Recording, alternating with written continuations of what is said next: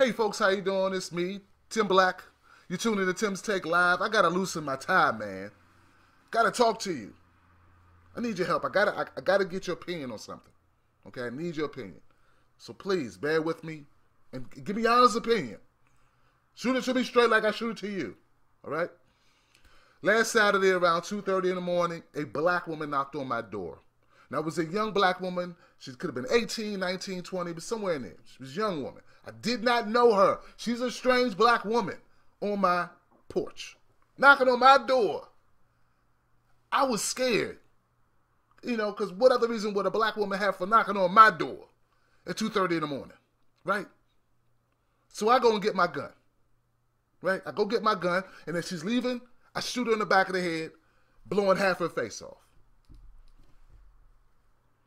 And I think I was justified. What other reason would she have for being on my porch, knocking on my door at 2:30 in the morning, and I don't know her, and she's black?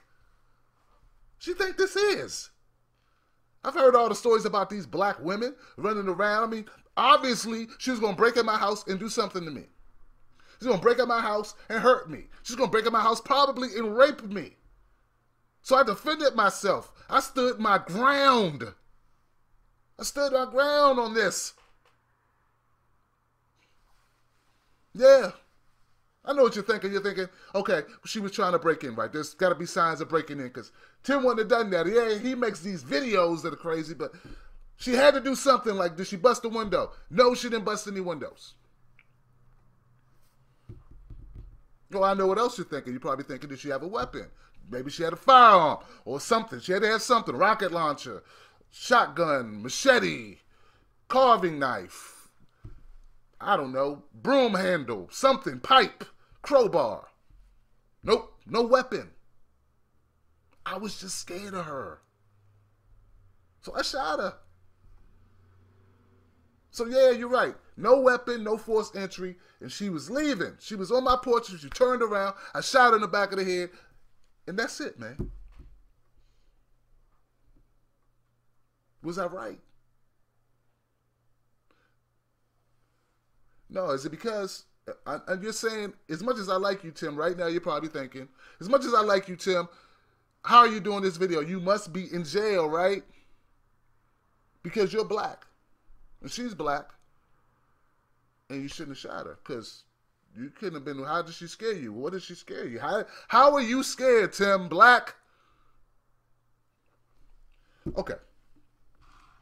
Well, obviously, I didn't do this. I did not shoot a 18, 19, 20-year-old woman on my front porch last Saturday at 2:30 in the morning who didn't have a weapon and who was not trying to break in my home, and there's no sign of forced entry or of attempt forced entry. But a man, an unidentified man in Dearborn, Michigan did. He did. He shot Renisha McBride in the back of the head Saturday at 2:30 in the morning for no other reason than she knocked on his door and he said he was scared. Now, I don't know the race of this man because the police haven't released anything other than what I've just told you. And that she may have possibly been in a car accident because they don't know what a vehicle is.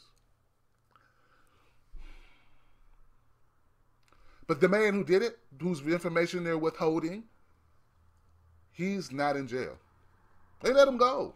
See, they have a version, in Michigan, they have a version of stand your ground. It's sort of like a kissing cousin to stand your ground. Which means that, let me get this right. Which means that if you're in fear of safety, once again, you have no obligation to retreat. You can use lethal force. And that's exactly what whoever this man was who did this is exactly what he did. Now, a neighbor in the Dearborn Heights area in that neighborhood says that he talked to the police when they called. All cops were there. It was like the whole area was flooded with police officers. He talked to one of the police officers, and the police officer told him that the homeowner told the police that he was afraid, so he shot him. That's all we got. But what we have also, besides that, is we have this man not charged. And we have this woman, 19-year-old Renisha, dead. And we have a family grieving. And we have Tim Black wanting answers. Anonymous. One of you guys added me on Twitter. You need to add me back. Yes, I post a lot. I tweet a lot. Deal with it. I need your help. We need to find out who this man is. I want his information. I want to know everything about this man. I want to know what he ate for breakfast that day. I want to know nationality, race. I want to know situation. I want to know mental stability. I want to know all these facts.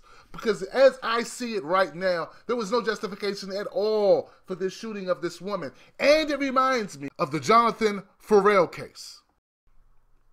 You know, the one I did a couple months ago of a 24-year-old black man has a car accident, ends up climbing out the back window of his vehicle, goes to a home he didn't know about 1 o'clock in the morning, 1:30 in the morning, and knocks on the door. The woman, older white lady, thought that it was her husband coming back because he works nights, opens the door, realizes it's not, sees a black face, gets scared, no signs of forced entry, no weapons, calls 911 in a frantic saying someone's trying to break in and kill me.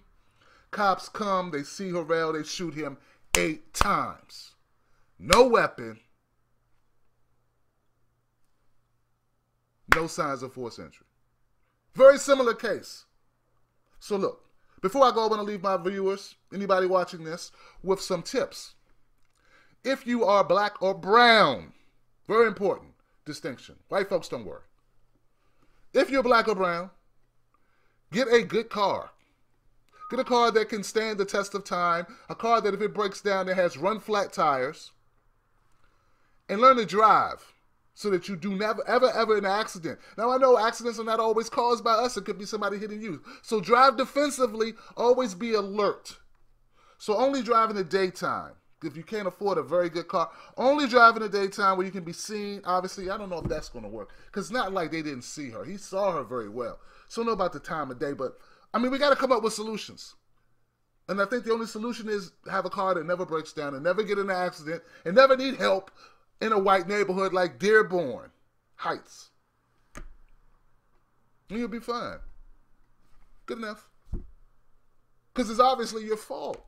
And since the police aren't working with us, and since the community isn't working with us, and since all of us pose such a serious threat, even if you're a 24-year-old man with no weapon, or if you're a 19-year-old woman with no weapon, you're still such a threat because I don't know what it is. Maybe I'm jumping to conclusions. Maybe it's not black. Maybe if he would have been a white girl, a white young lady, or an Asian young lady knocking on the door at 2:30 in the morning, maybe he'd have been just as afraid.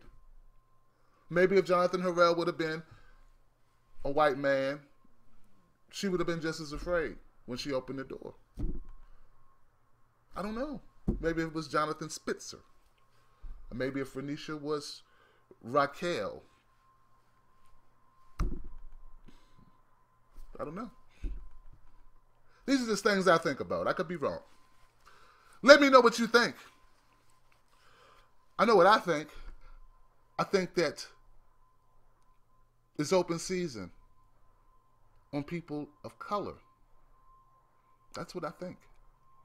And I think I'm not going to get off this story. I'm not going to lay off this story. I'm not going to stop talking about this story until I get more information, until I find out in the conclusion of this story, better result. It should result, it must result in some type of prosecution of this man who was so in fear of life and safety that he took this 19-year-old woman's life with no weapon, no signs of forced entry, shot her in the back of the head, leaving his porch.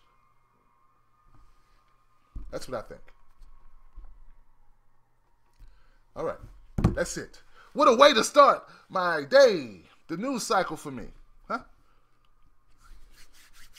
I'm Tim Black. And this was Tim's Take Live.